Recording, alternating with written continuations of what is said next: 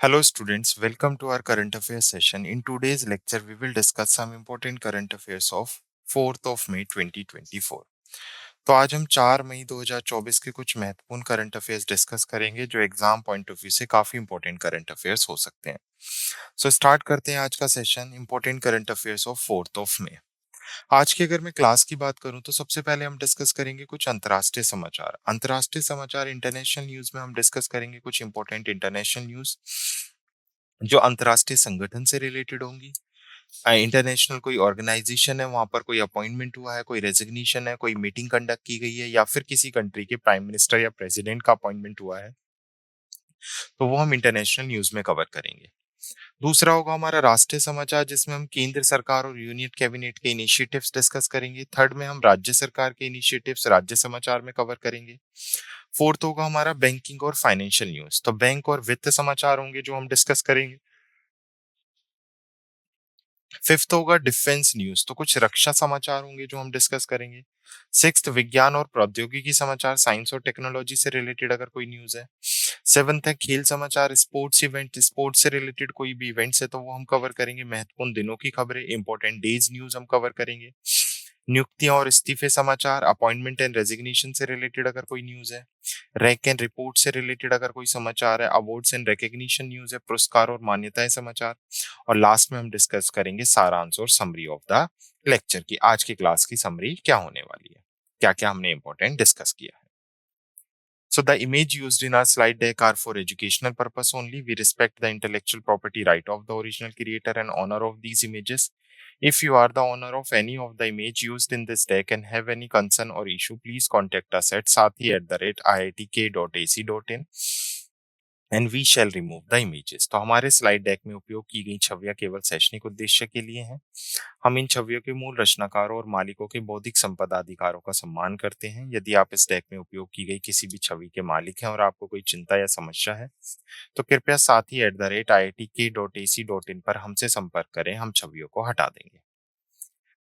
So start करते हैं अपनी पहली इंटरनेशनल न्यूज के साथ। सीएजी कंट्रोलर ऑडिट जनरल, कौन है अभी भारत के controller audit general?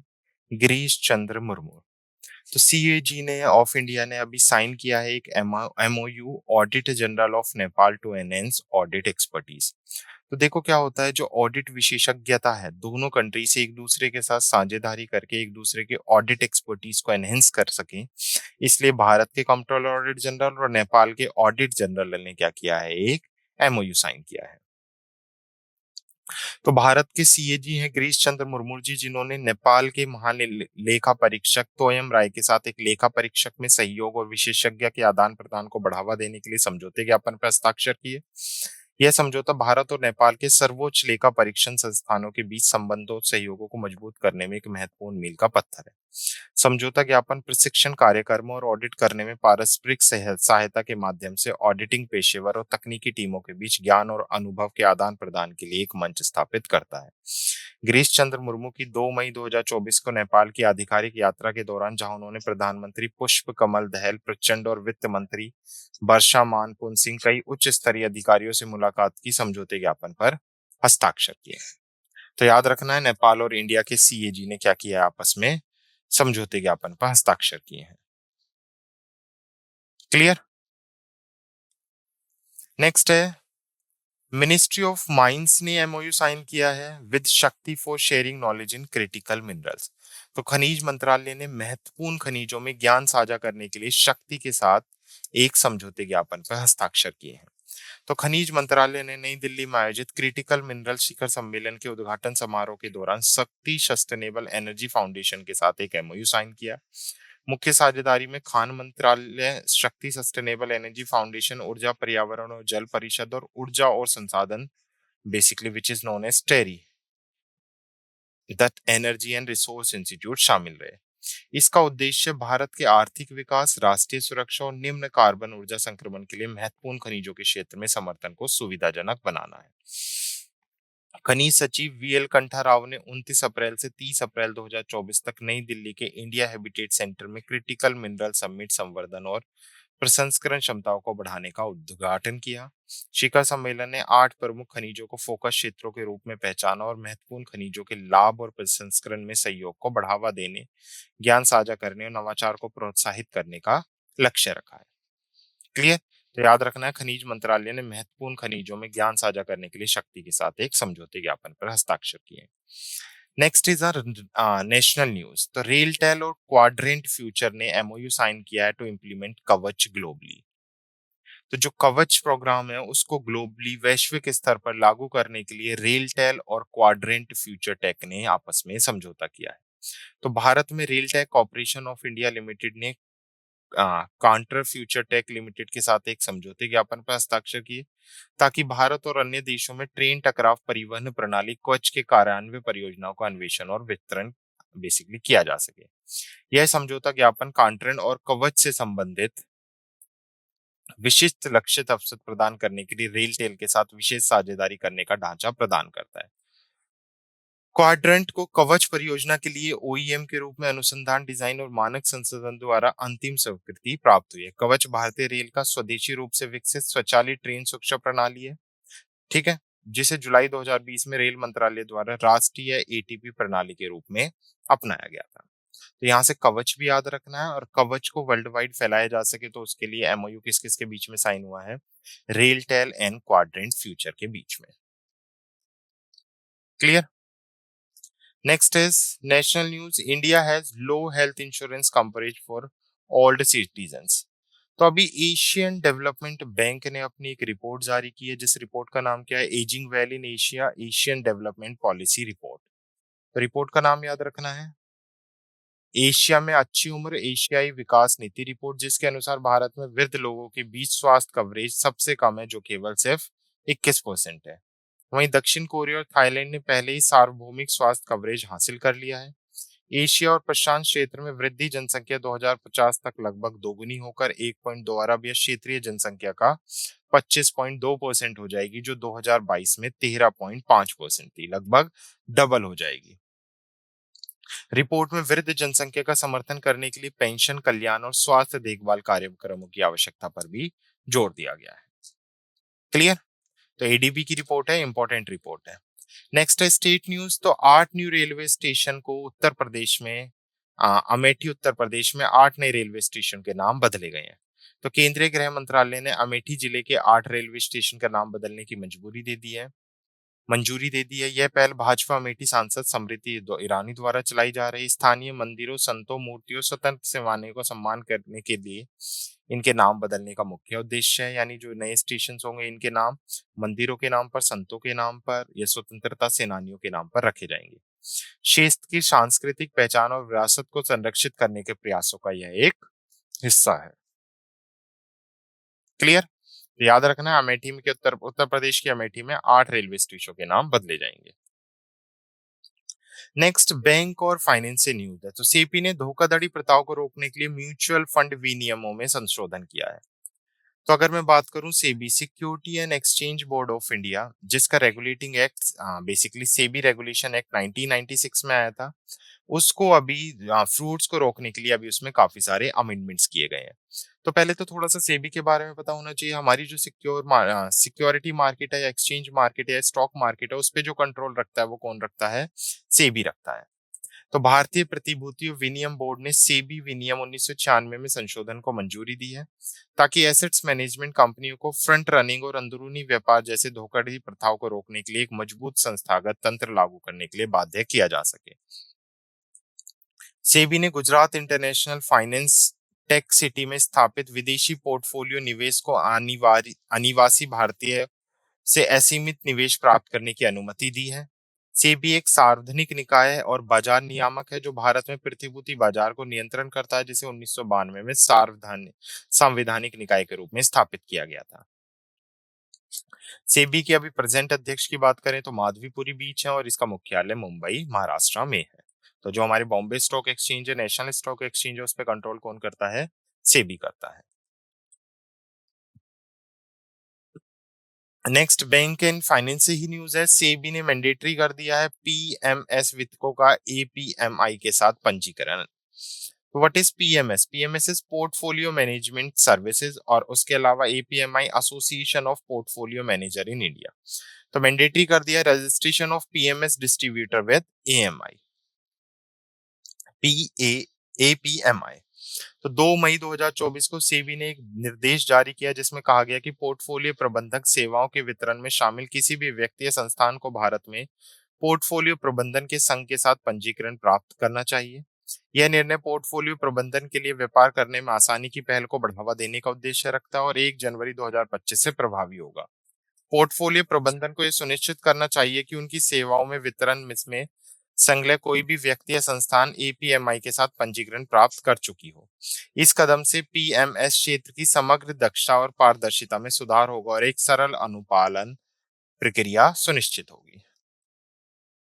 Next, banking and finance से ही न्यूज है। SCS ESG research receive core S ESG rating provider from SEBI. So basically company है SCS ESG research private limited, जो 100% subsidiary है स्टेक होल्डर एम्पावरमेंट सर्विसेज की, जिसे अभी certification of registration as an environmental and social and governance rating provide किया गया। और ये सर्टिफिकेशन, ये जो रैंकिंग है, ये रेटिंग सर्टिफिकेट है, किसके थ्रू प्रोवाइड किया गया है? सेबी के थ्रू। तो एससीएस ईएसजी रिसर्च 25 अप्रैल 2024 से ईएसजी रेटिंग की श्रेणी 2 से प्रदाता के रूप में कार्य करेगी। एससीएस ने 2019 में अपनी पहली ईएसजी रेटिंग प्रकाशित की थी और वर्तमान में 500 से अधिक कंपनियों को यह कवर करता है। एससीएस नेशनल स्टॉक एक्सचेंज के साथ साझेदारी में एनएससी को उनके सूचकांक के लिए ईएसजी रेटिंग भी प्रदान करेगा। क्लियर? नेक्स्ट है, ओईसीडी ने भारत की जीडीपी को बेसिकली क्या किया है? रिवाइज किया है। तो हम लगातार पढ़ते आ रहे हैं, अलग अलग ऑर्गेनाइजेशन हैं जो भारत की क्या जीडीपी को फोरकास्ट करती हैं। तो एक ऑर्गेनाइजेशन है, organisation for economical corporation and development. तो अभी उसने एक रिपोर्ट जारी की है, ओईसीडी इकोनॉमिकल आउटलुक, जिसमें उसने पहले बताया था कि भारत की जीडीपी फाइनेंशियल ईयर 2025 के लिए 6.2% रहेगी, लेकिन अभी इसने रिवाइज किया है और 2025 के लिए भारत की जीडीपी कितना बढ़ने की उम्मीद जताई है? 6.6 बढ़ने की उम्मीद जताई है। तो 2024 में वैश्विक जीडीपी वृद्धि 3.1% और 2025 में 3.2% रहने का अनुमान है, जिसे मजबूत वास्तविक आय वृद्धि और कम नीति ब्याज दरों का समर्थन प्राप्त है। भारत की जीडीपी वित्त वर्ष 2024 में 7.8% और 25 और वित्त वर्ष 26 में लगभग 6.5% रहने का अनुमान है, जो धीमी निजी खपत के बावजूद मजबूत निवेश से प्रेरित है। घरेलू मांग को सफल पूंजी निर्माण विशेष रूप से सार्वजनिक क्षेत्र में द्वारा प्रोत्साहित किया जाएगा, जबकि निजी उपभोग वृद्धि धीमी बनी रहेगी। तो याद रखना है, ओईसीडी ने फाइनेंशियल ईयर 25 के लिए भारत की जीडीपी वृद्धि का पूर्वानुमान कितना लगाया है? 6.6% लगाया है। नेक्स्ट है, कंपटीशन कमीशन ऑफ इंडिया। तो बैंक से ही है जिसने अप्रूवल दे दिया है acquisition of Sanyo special steel 15.43% stake in SSMI. तो सीसीआई ने एसएसएमआई में सान्यू स्पेशल स्टील की 15.43 हिस्सेदारी के अधिग्रहण को मंजूरी दी है। सान्यू जापान में स्थित इस्पात उद्योग का एक वैश्विक निर्माता और निप्पॉन स्टील कॉर्पोरेशन समूह का भी हिस्सा है। एसएसएमआई महिंद्रा एंड महिंद्रा लिमिटेड सान्यू और मित्सुई एंड कंपनी लिमिटेड के बीच एक संयुक्त उद्यम कंपनी है, जिसे 2012 में शामिल किया गया था। तो एक जॉइंट वेंचर है। एसएसएमआई फोर्ज उत्पादों, हॉट रोल्स उत्पादों और कास्ट उत्पादों के निर्माण में संलग्न है और वर्तमान में सान्यू की सहायक कंपनी के रूप में कार्यरत कर रही है। Clear? Next is also banking and financial news. तो अमेरिकन एक्सप्रेस ने गुरुग्राम में 1 मिलियन वर्ग फुट परिसर के उद्घाटन की घोषणा की है। तो अमेरिकन एक्सप्रेस गुड़गांव में लगभग 1 मिलियन वर्ग फुट में फैला एक नया कैंपस खोलने जा रही है। कंपनी की प्रतिबद्धता को एक जीवंत कार्य वातावरण बनाने के प्रति दर्शाया गया है। नया परिसर वैश्विक विशेषज्ञता और स्थानीय प्रतिभा का लाभ उठाने का लक्ष्य रखता है। यह नवाचार को बढ़ावा देने और दुनिया भर के ग्राहकों को मूल्य प्रदान करने की भी उम्मीद करता है। क्लियर? तो American express announce inauguration of 1 million square feet campus इन गुरुग्राम।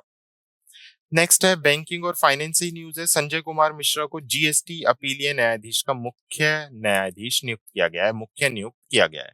तो Sanjay Kumar Mishra GST appellate tribunal के हेड बनाए गए हैं। तो इस सेवानिवृत्त न्यायमूर्ति हैं, रिटायर्ड जस्टिस है संजय कुमार मिश्रा, जिनको अभी जीएसटी अपीलेट ट्रिब्यूनल का अध्यक्ष नियुक्त किया गया है। कैबिनेट की नियुक्ति समिति द्वारा नियुक्ति की गई है। यह भूमिका 4 साल के कार्यकाल के लिए 2.5 लाख प्रति माह के वेतन के साथ आती है। तो इनका बेसिकली क्या होगा, कार्यकाल 4 साल का होगा जिसमें इन्हें हर महीने कितने रुपए दिए जाएँगे? 2.5 लाख पर मंथ दिए जाएँगे। इस कदम का उद्देश्य व्यापारिक विवादों के समाधान को कुशलतापूर्वक सरल बनाना है। क्लियर?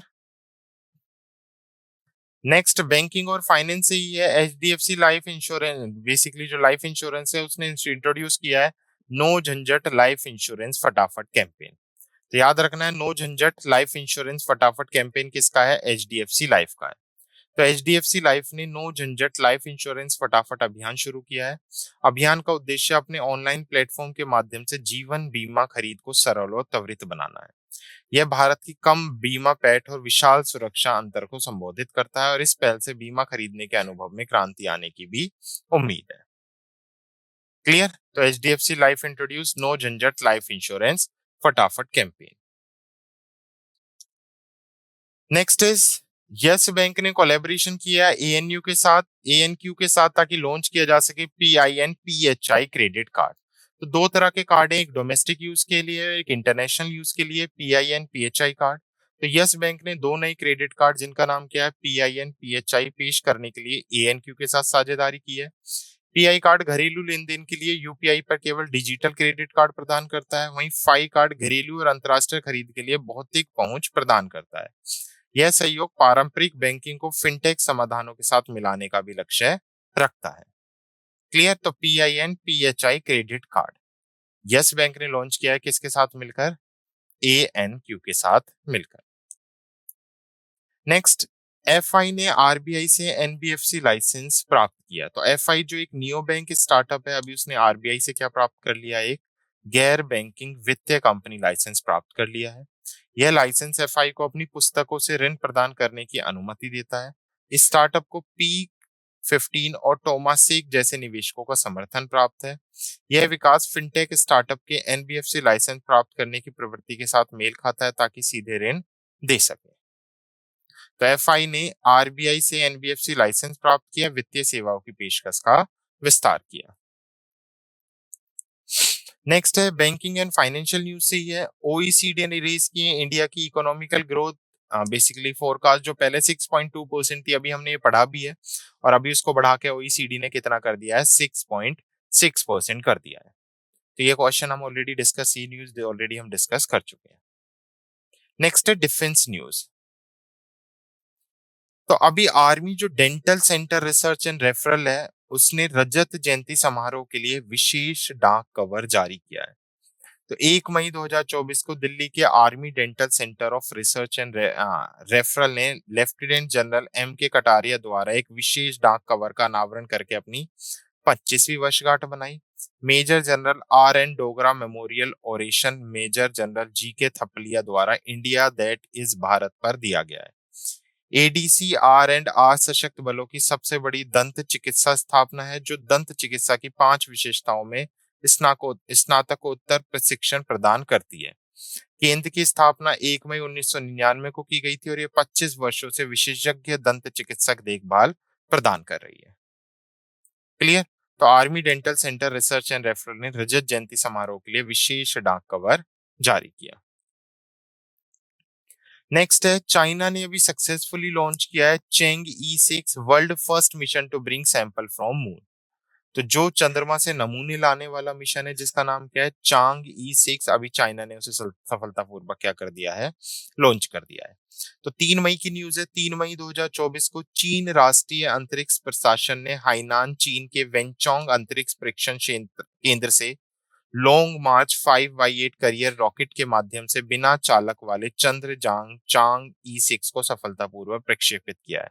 इसका उद्देश्य क्या है? चंद्रमा के उस दूरस्थ हिस्से पर जाना या उस पार्ट्स पर जाना जो दूर है, विशेष रूप से दक्षिणी ध्रुव एटकिन बेसिन में अपोलो बेसिन से नमूने एकत्रित करना और वापस आना है।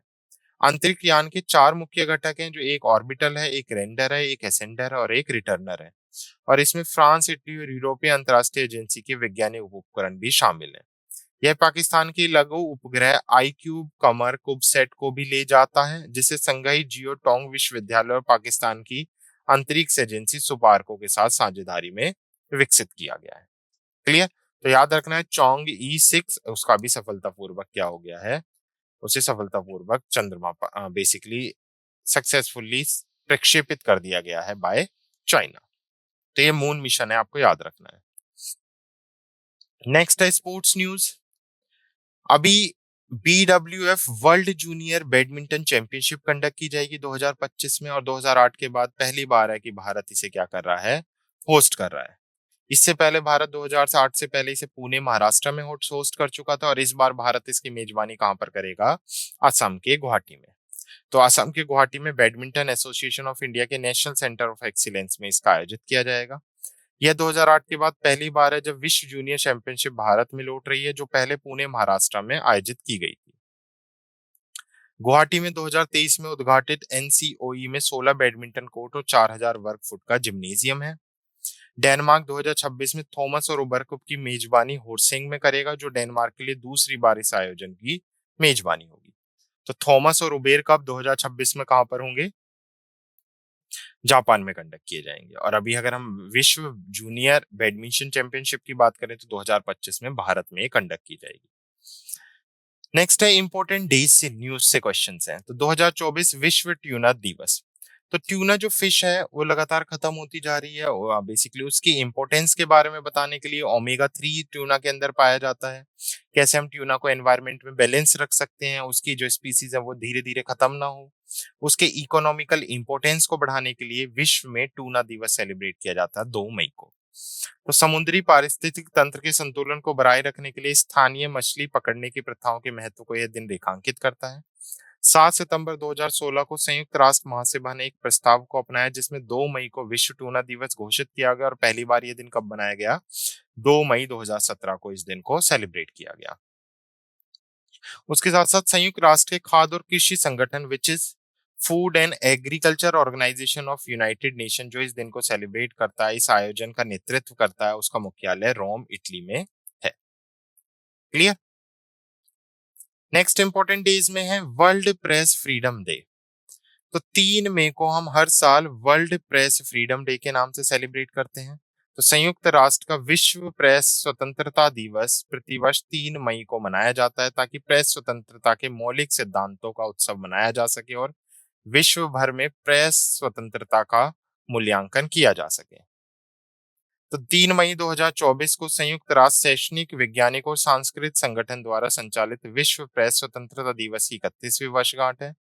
2024 का विषय पर्यावरण के लिए प्रेस पत्रकारिता पर्यावरणीय संकट का चेहरा है। गाजा को कवर करने वाले फिलिस्तीन पत्रकारों को 2024 UNESCO Guillermo Cano world press freedom prize के विजेता के नाम से नामित किया गया है।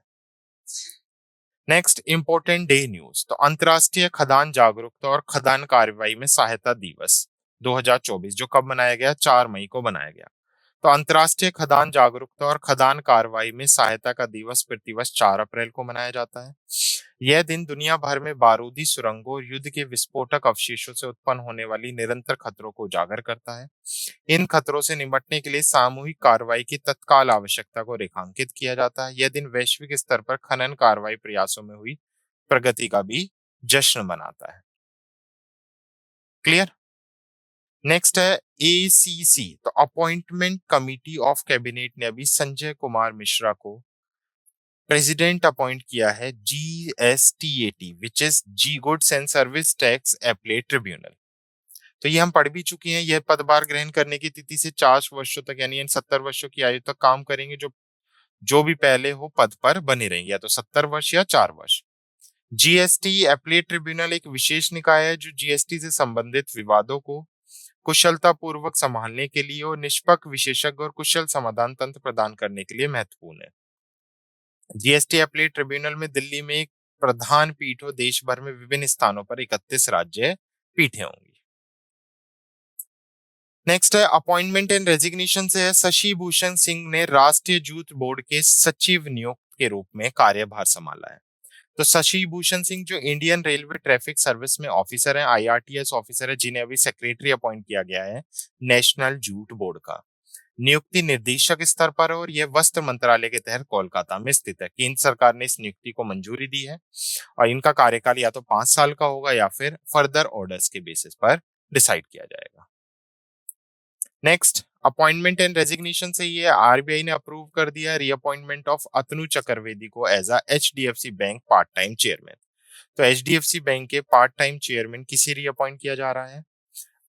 अतनु चक्रवर्ती को, जो बेसिकली 5 मई 2024 से 4 मई 2027 तक लगभग 3 साल के लिए क्या करेंगे, इस पद पर रहेंगे।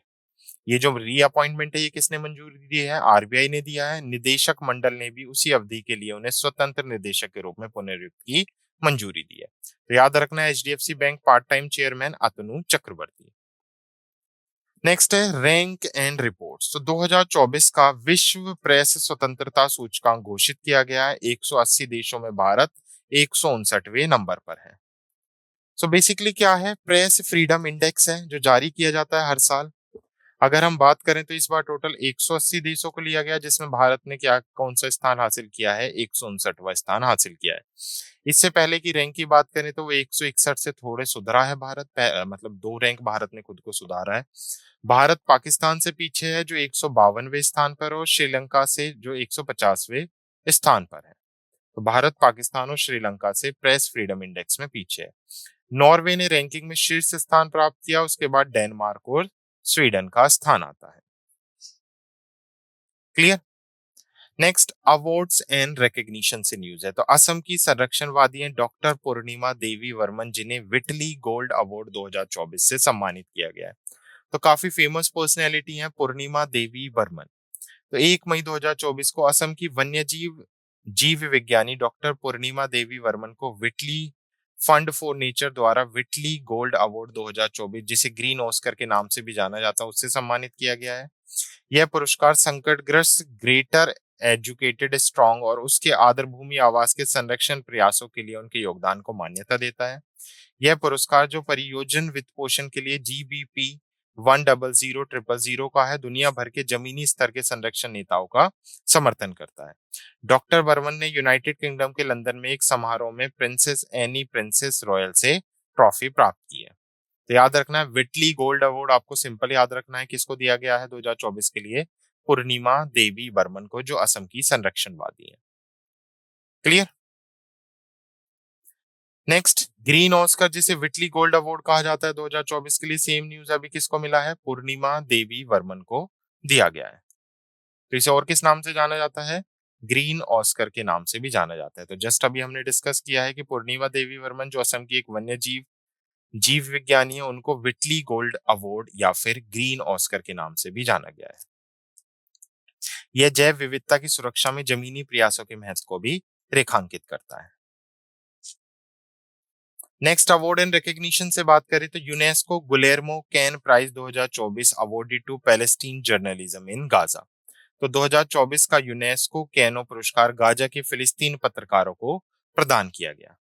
तो पुरस्कार की सिफारिश मीडिया पेशेवर की एक अंतर्राष्ट्रीय जूरी द्वारा की गई थी। यह चुनौतीपूर्ण परिस्थितियों के बीच इन पत्रकारों के साहस और प्रतिबद्धता को मान्यता देता है। यह इशारा उनके काम के प्रति एकजुटता और मान्यता का भी प्रतीक है। क्लियर? तो ये थे कुछ हमारे इंपॉर्टेंट करंट अफेयर्स 4 मई 2024 के, जो हमने डिस्कस किए। Now let's quick revise the session through summary.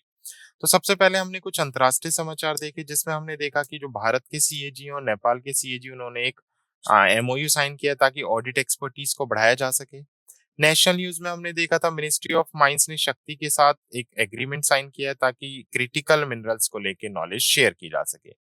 उसके साथ साथ रेल टेल और क्वाड्रेंट फ्यूचर टेक ने एमओयू साइन किया है ताकि जो कवच प्रोग्राम है जो रेल सुरक्षा को लेकर है, उसको वर्ल्ड वाइड इंप्लीमेंट किया जा सके। एशियन डेवलपमेंट बैंक की हमने रिपोर्ट देखी थी, जिसमें कहा गया है कि भारत में जो सीनियर ओल्डर सिटीजन है, उनके सबसे कम हेल्थ इंश्योरेंस कवरेज है।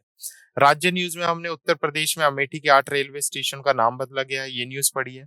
बैंकिंग और फाइनेंस में हमने सेबी ने धोखाधड़ी को रोकने के लिए कुछ बेसिकली अपने एक्ट्स में चेंज किया है। उसके साथ साथ हमने पढ़ा था कि सेबी ने मैंडेटरी कर दिया registration of PMS distribution with APMI. उसके साथ साथ हमने जीडीपी फोरकास्ट देखी। ओईसीडी ने फाइनेंशियल ईयर 2025 के लिए भारत का जीडीपी पूर्वानुमान कितना लगाया है? 6.6%, जो पहले कितना लगाया था? 6.2%। सीसीआई के हमने अप्रूवल्स देखे हैं 2 कंपनीज को मर्जर के लिए। अमेरिकन एक्सप्रेस ने अभी एक नया अपना ऑफिस सेटअप करेगी, वो 1 मिलियन वर्ग फुट परिसर में गुड़गांव में। उसके साथ साथ संजय कुमार मिश्रा को जीएसटी अपीलेट ट्रिब्यूनल का हेड बनाया गया है। एचडीएफसी ने इंट्रोड्यूस किया नो झंझट लाइफ इंश्योरेंस फटाफट कैंपेन। यस बैंक ने कोलैबोरेशन किया है एएनक्यू के साथ ताकि PIN PHI credit card launch किया जा सके। उसके साथ साथ हमने देखा था FI secure NBFC licence from RBI. उसके साथ साथ हमने देखा था ओईसीडी ने रेज किया है Indian economy growth forecast to 6.6% for 2024 और 25। नेक्स्ट हमने डिफेंस न्यूज देखी जिसमें हमने देखा army dental centre research and referral ने सिल्वर जुबली समारोह के लिए विशेष डाक कवर जारी किया है। साइंस एंड टेक्नोलॉजी न्यूज से हमने देखा कि चीन ने सफलतापूर्वक चांग-ई 6 लॉन्च किया जो चंद्रमा से नमूने लाने वाले दुनिया का पहला मिशन है। खेल समाचार में हमने देखा था कि बैडमिंटन चैंपियनशिप 2025 का अनावरण कहां पर होगा, ये कहां पर से कंडक्ट किया जाएगा, भारत में भी गुवाहाटी में। 2008 के बाद पहली बार है कि इसे भारत में कंडक्ट किया जा रहा है। नेक्स्ट है इंपॉर्टेंट डेज में हमने देखा विश्व टूना दिवस जो 2 मई को सेलिब्रेट किया गया, विश्व प्रेस स्वतंत्रता दिवस जो 3 मई को सेलिब्रेट किया गया और खदान जागरूकता और खदान कार्रवाई में सहायता के लिए अंतर्राष्ट्रीय दिवस जो 4 मई को मनाया गया। अपॉइंटमेंट एंड रेजिग्नेशन से अगर मैं बात करूं तो एसीसी ने संजय कुमार मिश्रा को जीएसटी के अध्यक्ष के रूप में चुना है। शशि भूषण सिंह को राष्ट्रीय जूट बोर्ड का सचिव नियुक्त किया गया है। आरबीआई ने अतुल चक्रवर्ती को एचडीएफसी बैंक के अंशकालीन अध्यक्ष के रूप में पुनर्नियुक्त को मंजूरी दी है। रैंक एंड रिपोर्ट्स में हमने वर्ल्ड प्रेस फ्रीडम इंडेक्स 2024 देखा था जिसमें भारत की रैंक कितनी आई है, 159 आई है। अवार्ड एंड रिकॉग्निशन न्यूज में हमने देखा कि असम की संरक्षणवादी हैं डॉक्टर पूर्णिमा देवी वर्मा जिन्हें विटली गोल्ड अवार्ड दिया गया है। उसके साथ साथ यूनेस्को ने गुलमेरी कैनी पुरस्कार 2024 गाजा के फिलिस्तीन पस्तकारियों को प्रदान किया। क्लियर? तो ये थे कुछ हमारे इंपॉर्टेंट करंट अफेयर्स जो हमने डिस्कस किए। I hope you like this session. Thank you.